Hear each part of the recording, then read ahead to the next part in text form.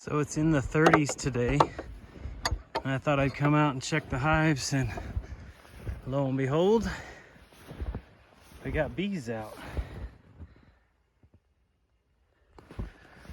I didn't even bring my fancy microphones, but they're all landed on the snow out here, and you can see all the droppings.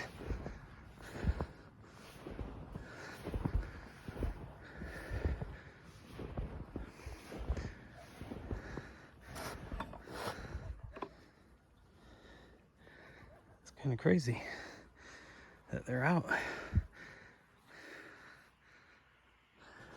I don't know how they're getting in and out of the hive. I think the entrance is a little bit blocked with snow, but ooh, got a bee in my ear. But you can see tons of droppings.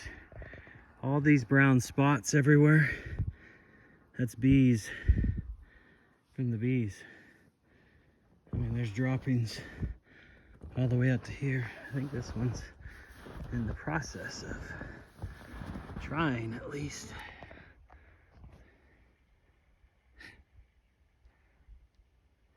That bee right there, oh sorry, he flew past my ear and dove right into the snow and was buried up to his butt and then crawled out.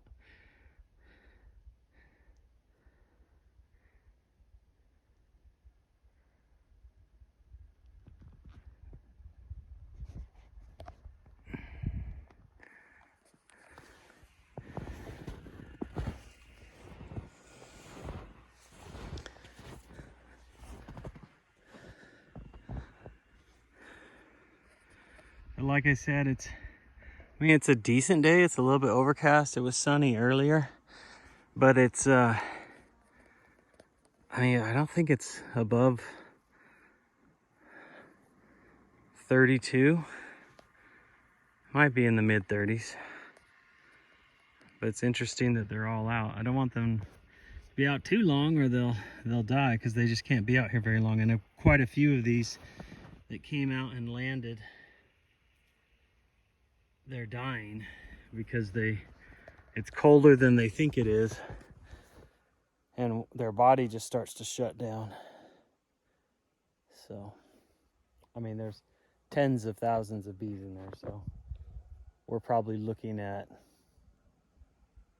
100 outside the hives within eyesight here. So it's not a big deal, but it's crazy the amount of droppings. All this brown stuff in the snow.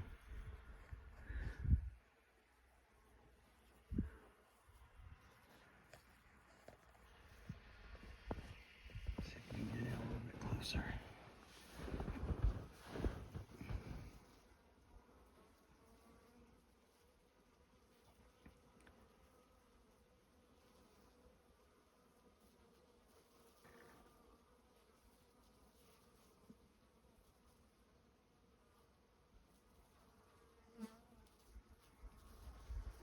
Some of these bees are buzzing my head and hit me in the ear.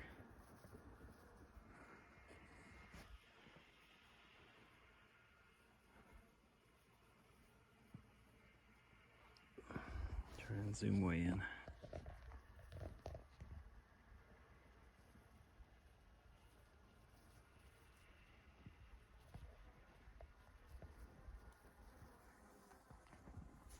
So again, I've said it in other videos, but this year, different than other years, I put on bottoms that have a mesh screen, an vent port in the back, and then the hole I leave in the front with putting that piece of wood in, the block. So it's ventilating off the bottom. And then on the top box, I drilled 4 holes at the top so there's ventilation.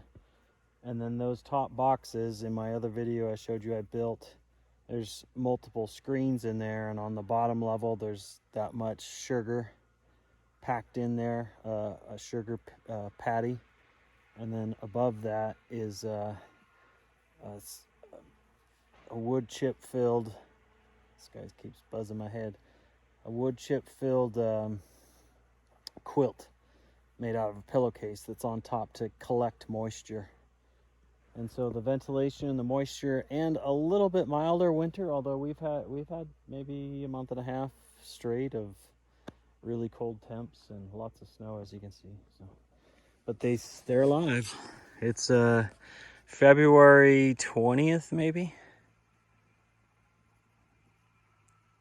And so I'm hopeful they're gonna make it through. These cleansing flights are really interesting to me.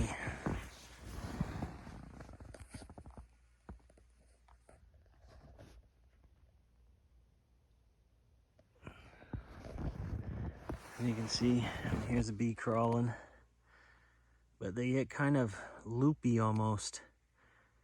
And then they can't fly. And then they slowly die. So that guy just fell in this hole from the boot. And it looks like he can't fly. So it's just too cold out here for them to be out very long. So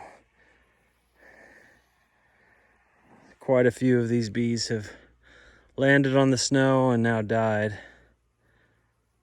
So